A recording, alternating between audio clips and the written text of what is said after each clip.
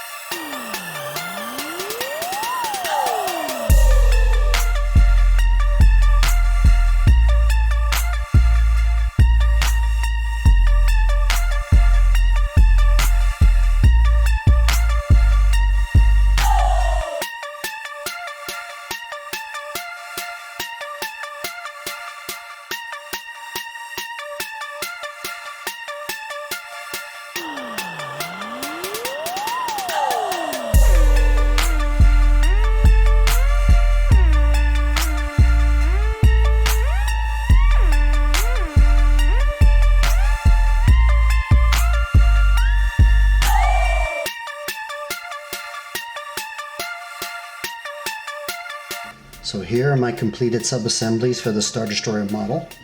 Used flat black primer, or black primer, it was Mr. Hobby. And I primered all the parts, front and back, I did all sides. And then I used Vallejo Model Air, white gray. There's your sidewalls, which I gave a coat. I coated the sidewalls with the white gray as well. And so that's basically my sub-assemblies. Now, what I'm gonna be doing is these sidewalls, I'm actually going to re-glue them down because they actually do not clip in very tightly.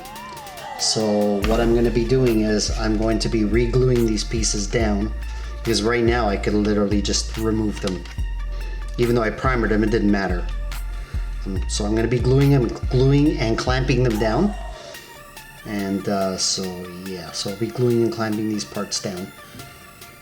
And then when this is all done and dried, and then eventually I'll be gluing a lot of these assemblies together as well. So I'll be using my own lighting, which you'll be seeing later on in the video, or later on in the build. Right now, this is just part 2, which is sub-assemblies, base coats. Oh, and I'll be also starting on my shading, but I'm going to be using photos of the studio model, which you'll see. And yeah, that's basically for this segment.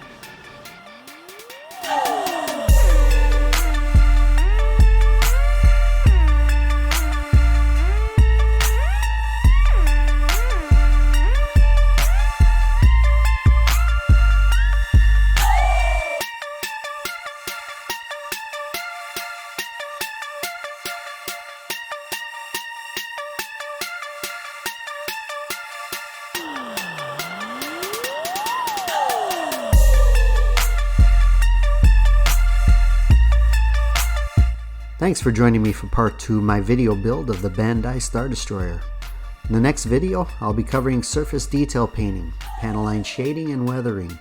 I'll also be covering my lighting solution, and work on a custom display base to tie it all together. So I hope you'll all tune in to part 3, and until then, please stay safe.